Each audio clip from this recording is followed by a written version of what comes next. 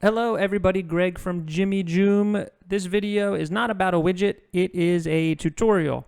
A tutorial how to set up this little guy down here in just OBS and using a free OBS plugin. So it's a way to set up fun little expressive 2D VTubers, PNGTubers, whatever, as sort of a different, a lot of the VTubers are 3D and they're kind of heavy, they track your face. There's a lot going on there. So this is kind of just a simple, fun way to do it. Remember, this is for OBS and a free plugin. Setup is all free. Originally, this video was on my other channel, but it makes more sense over here. So if you see different kind of branding, that's why.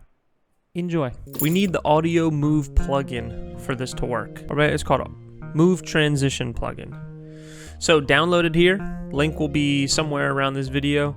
Download the installer, unzip it, run it, and install it. Restart your OBS, and you should be all set.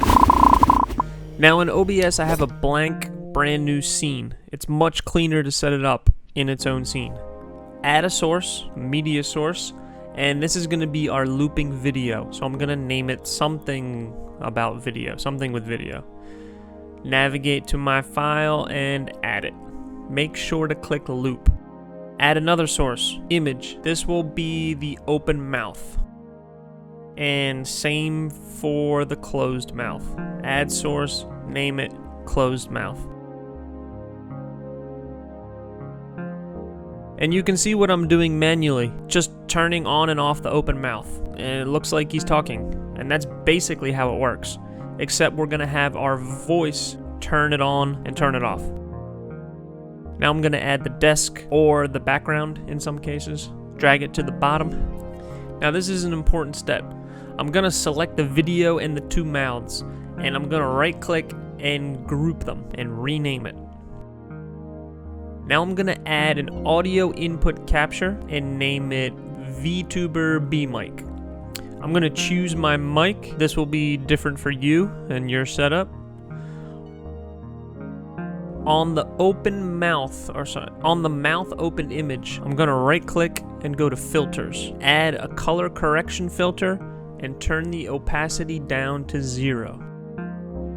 Now on my microphone, I'm gonna right click and go to filters. This is where that plugin we installed comes in. Add a filter and select Audio Move. I'm gonna rename it to Mouth Open because this one is gonna open our mouth. We're gonna add another one after this, so it's good to name it correctly.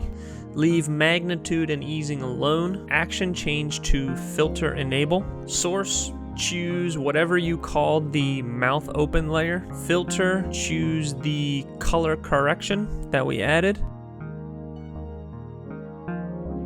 Threshold action, change to enable under, disable over, and the threshold is the volume at which you have to talk to trigger the filter. This may be different for your setup, but I found mine is good at 3.07, but it's active, so you can talk and you can check to see if it's working. You can't hear the audio from the VTuber video, but you can see my voice in the audio mixer, and when it goes up, the mouth appears. Now we're gonna add a filter to make the B move when we talk. He's gonna move up and down. So right click on the mic, go to filters, and add another audio move. Rename it to B move. Keep easing and action where they are for now. Scene, choose your scene. Source, choose the source you want to move. I want to move the group, the whole B group with the mouths in it. So mine is the B group. And you can see it's already working, just not exactly how we want. Right now it's moving left to right because it's on position X. So change it to position Y. And I want it to move up when I talk, so I have to change the factor to -1000. And it's too jittery, so I'm gonna turn the easing way up. And if you add one of these filters to make the character move when you talk, I highly recommend turning the easing way up. Otherwise, it looks crazy. So the base value is the starting value. Right now, my Y position is at 500, not what I want. So 0 is good. The default was good for this. I just wanted to show you how it worked. And there it is, all set up and looking good. And I'm gonna set up one more in a very similar fashion, but it's slightly different. And I'm gonna show you a problem that you may run into. So quickly, I'm gonna make a new scene, add all the sources, same way as before.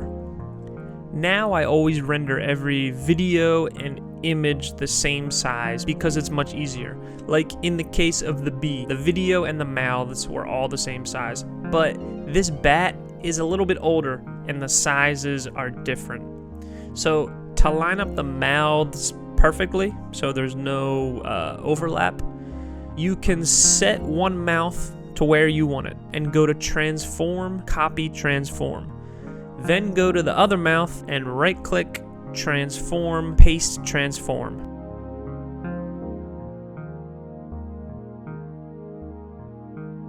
Add the desk and the mic, add the color correction filter to the open mouth, and I'm speeding through this because it's the same as the last one. So far, nothing new. Add the audio move filter to the open mouth, but the second audio move filter to make the group move or rotate is where we run into some trouble. So let's add the second audio move filter and set it to rotate. And it's rotating from the top left corner. To fix that, let's go to the bat group. Right click and go to transform. Edit transform. And for positional alignment, choose bottom center. We want it to rotate from the bottom center. But when we select that, it disappears because it took the old top left corner and made it the new bottom center, and it's off the screen and we can't see it and we can't grab it. So I just Control Z to undo that and move it down before I change the positional alignment. And now I can go in and adjust the settings to make the rotation a bit nicer.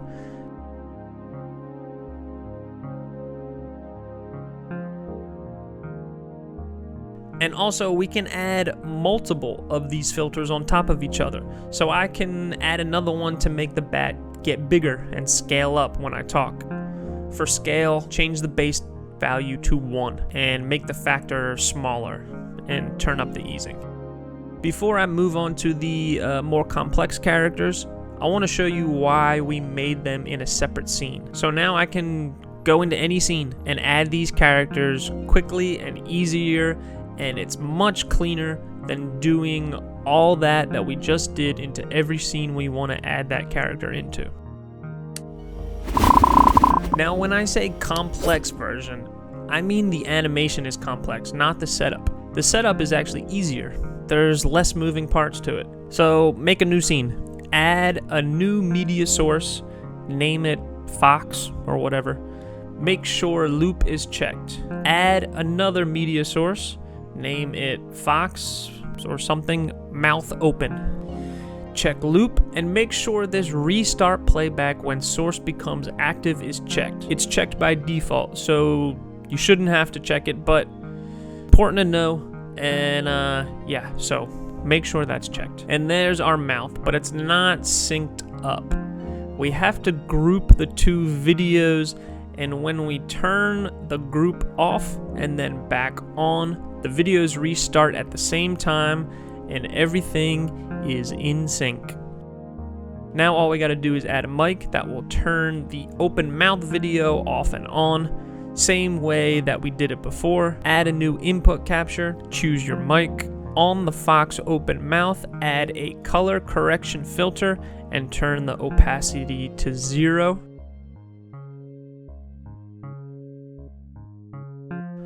On the mic, right click and go to filters, add an audio move filter. You can rename it. Action, filter enable. Source is Fox mouth. Filter, color correction. Threshold action, enable under, disable over. And threshold for me is 3.07, but it might be different for you. It's the volume you have to speak to trigger the filter. and it's live, so check how it looks. And that's it for the complex version. There's no movement with the audio because all the movement is in the animation already. And I'll just show you how it looks in the same scene as the others. All the characters you see in this video are for sale on our Etsy shop, so you can check them out there. But if you want to make your own using this method, I have a couple tips. Do everything and render everything in a 1920 by 1080 canvas, or at least the same size. So it doesn't have to be 1920 by 1080, but everything should be the same size. It ensures the placement of everything. When you're putting it into OBS, it's so much easier to just have everything the same size, everything snaps together. Yeah, it's much easier. Set up the VTuber in its own scene. It's so much cleaner, so much nicer, so much easier.